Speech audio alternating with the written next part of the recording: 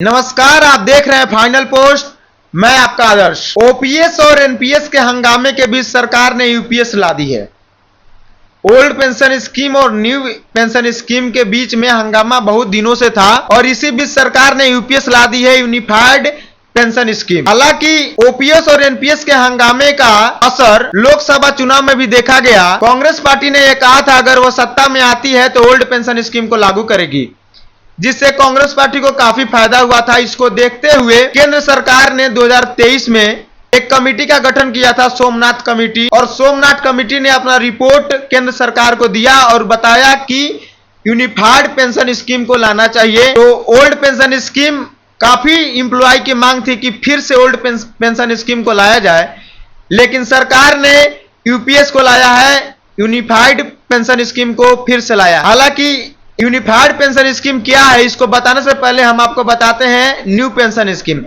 2004 में अटल बिहारी वाजपेयी सरकार ने न्यू पेंशन स्कीम को लाया था, जिससे काफी हद तक सभी इंप्लॉय नाराज थे, क्योंकि उन्हें फिक्स पेंशन इसमें नहीं था।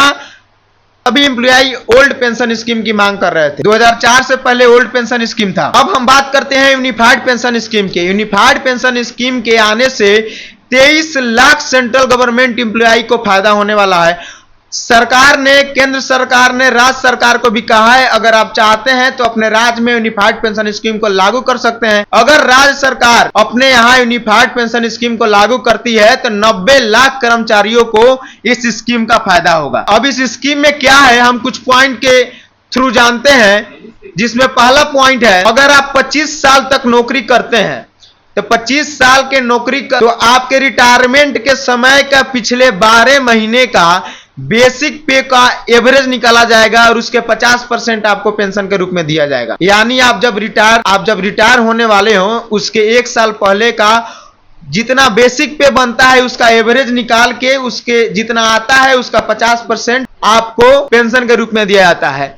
दूसरे पॉइंट है, अगर आप 10 साल नौकरी करके रिटायरमेंट लेना चाहते हैं तो आपको 10,000 रुपए का पेंशन दिया जाएगा। तो मिनिमम आप 10 साल आपको नौकरी करना पड़ेगा इस स्कीम को पाने के लिए। तीसरा पॉइंट है डियरनेस रिलीफ, महंगाई भत्ता, जिसको हम डियरनेस रिलीफ, अगर आप डियरनेस रिलीफ महंगाई भत्ता, आपको समय समय पे महंगाई को देखते हुए आपको महंगाई डियरनेस रिलीफ भी दिया जाएगा। उसको all India consumer price induction for industrial works के आधारित पे उसको किया जाएगा और उसके आधार पे आपको डियरनेस रिलीफ दिया जाएगा। चौथा पॉइंट बताते हैं आपको, सरकार ने फैमिली प्लानिंग भी की है इस स्कीम के थ्रू। अगर आप पेंशन लेते हुए मरते हैं या उससे पहले हटते हैं तो जिस वक्त आप हटते हैं उस वक्त आपका जितना बेसिक पे था उसका 60% आपके फैमिली को दिया जाएगा। 60% आपको दिया जाएगा और ये भी बहुत महत्वपूर्ण हिस्सा है, ये होना चाहिए। लगभग देखा जाए तो ये ओल्ड पेंशन स्कीम के जैसा ही है, थोड़ा सा अलग है। अगर आप कहिएगा कि 2004 के बाद अगर हम रिटायर कर गए हैं तो मेरा क्या होगा,